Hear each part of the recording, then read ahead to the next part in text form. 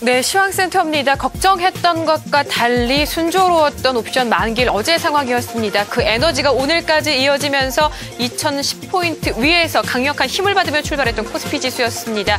그런데 일단 이후 나오는 상황들이 시장의 힘을 더욱더 지속시키지 못하고 결국 코스피 지수 보시는 것처럼 약세로 전환하게 만들고 있습니다. 이유는 환율 때문입니다. 1,060원대를 이탈하면서 결국 오늘 예정된 금통위의 금리 결정에 이목을 모두 집중시키게 됐습니다. 1,057.9원에서 시작이 됐습니다. 1,060원대 이탈 앞서 기사를 통해 확인을 하셨는데요. 환율 방어를 위해서 금통위가 금리 인하에 나서게 될 경우 일단은 일시적인 부분에서의 금리 안정 가능성은 있지만 동결일 경우에는 추가 하락도 염두에 둬야 된다.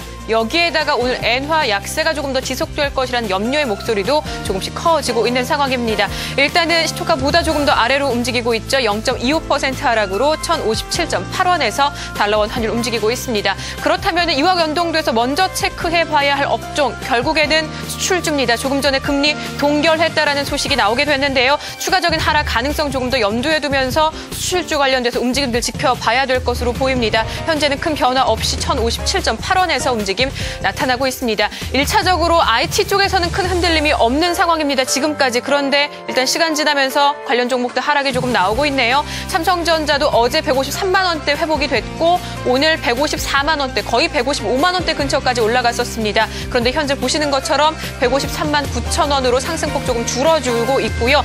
LG전자도 하락 전환이 되네요. 0.4% 하락한 7만 5,500원 가리키고 있고요. 자동차 3인방들은 일단 일제히 조금 하락이 나타나고 있었던 상황이었습니다. 현대차가 조금 밀리고 있고 그리고 기아차도 상승권이었습니다. 상승 정체 구간에 진입했다라는 평가가 나왔음에도 초반 반등 시도에 조금 집중했던 기아차마저도 일단 지금은 하락입니다. 0.36% 밀린 54,700원을 가리키고 있습니다. 쌍용차가 조금 유일합니다. 일단은 모기업이죠. 마힌드라 그룹에서의 투자 유치 소식도 있었고요. 무직 휴급자들의 복직 소식까지 더해지면서 주가가 강하게 움직였습니다. 상승폭은 조금 줄어들었다는 점 역시 동반해서 확인해 보실 수 있고요. 앞서 보셨던 금리 동결 이슈와 관련해서 환율, 원화 환율의 움직임, 더불어서 엔화 약세 지속, 그리고 그 강도에 따른 움직임까지 조금 지켜보시면서 이 두 업종들 흐름들 체크해 보시기 바랍니다.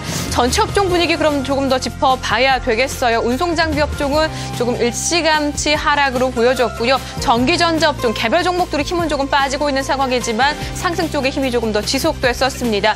전기전자 업종에서는 써니전자의 강세 효과를 조금 받고 있는 것 같아요. 전체 업종으로 묶어봤을 때 어제 상한가에서 오늘도 초반에 10% 전후의 상승을 이어가고 있고요. 묶여있는 종목의 웅진에너지가 상승권이죠. OCI 필두로 해서 태양광주 전체적인 힘도 일단은 지속되고 있습니다. 보시면 철강금속 업종에서는 고려아연이 조금 눈에 띄어요. 어제였었죠. 4분기 실적이 조금 좋지 못할 것이다. 우려 소리에 하락이 됐는데요. 오늘 그 우려감 딛고 반등하는 모습이고요. 철강주 전체적으로도 어제 중국 지표가 괜찮았습니다. 예상치를 크게 웃도는 지표 나오면서 중국 경기에 반등 기대감이 확산되면서 철강주 전체에도 힘을 내주게 됐습니다. 반면에 하락하고 있는 업종은 증권주가 조금 많이 밀리고요. 전기가스, 보험, 그리고 화학업종 순입니다. 전기가스 업종에서는 어제 한국전력 얘기 많이 들으셨을 거예요. 전기요금 인상으로 장중에 신고가를 경신했는데요. 일단은 그에 따른 피로감들이 조금 나타나면서 오늘 힘이 조금 빠지고 있는 상황이고요. 전기가스 업종 전체적으로 약세를 보여주고 있습니다. 보험업종에는 일단 생명보험 관련주들이 하락권에서 움직임 나타나고 있는데 역시 환율과도 밀접한 상황입니다. 흐름들 잘 체크해 보시기 바랍니다. 코스피 움직임이 조금 더 중요할 것 같습니다. 살펴볼까요? 2017포인트까지 올라서기도 했습니다. 그러다가 2008포인트로 밀렸습니다. 상승권이 유지가 되는 듯 싶었는데 결국에는 10시 구간 접어들면서 하락으로 돌아섭니다. 0.07% 정도 밀리고 있고요. 2005.49포인트까지 내려가고 있는 상황입니다. 여기에 수급적인 부담도 일단 지속이 됩니다. 외국인은 사고 있고 기관은 팔고 있는 엇갈린 패턴들이 지속되고 있는데 역시 속도를 보시면 기관 쪽이 파는 속도가 조금 커지고 있습니다. 700억 원 이상으로 나타나고 있고요. 외국인은 550억 원 이상의 순매수로 그리고 개인 쪽에서도 지수 하락과 함께 170억 원 정도의 순매수로 대응해주고 있습니다. 코스닥 시장 쪽도 살펴볼까요? 수급에서는 외국인과 기관의 동반 매도로 출발이 됐습니다. 현재도 큰 변화 없이 특히 외국인의 매도는 조금 커지고 있는데요. 70억 원 조금 못 미치는 수준이고요. 기관도 소폭의 순매도. 그리고 개인 쪽에서만 매수 우위로 유가증권 시장과 마찬가지 패턴이 나타나고 있습니다. 지수의 상대적인 선전, 유가증권 시장과 최근 계속적으로 비교해서 대안으로서의 투자 전략들이 제시가 됩니다. 516과 517포인트 구간 사이에서 상승해서 움직였던 코스닥 지수도 결국에는 하단을 조금씩 낮춥니다. 515포인트까지 내려갔고요. 소폭의 상승 중 0.28% 정도의 오름폭만을 유지해주고 있을 뿐입니다. 종목을 조금 더 자세히 살펴볼게요. 일단 첫 번째 키워드는 오늘도 실적입니다. 실적에 따라서 조금 엇갈리고 있는 종목이 있는데요. 효성, NHN, 풍산입니다.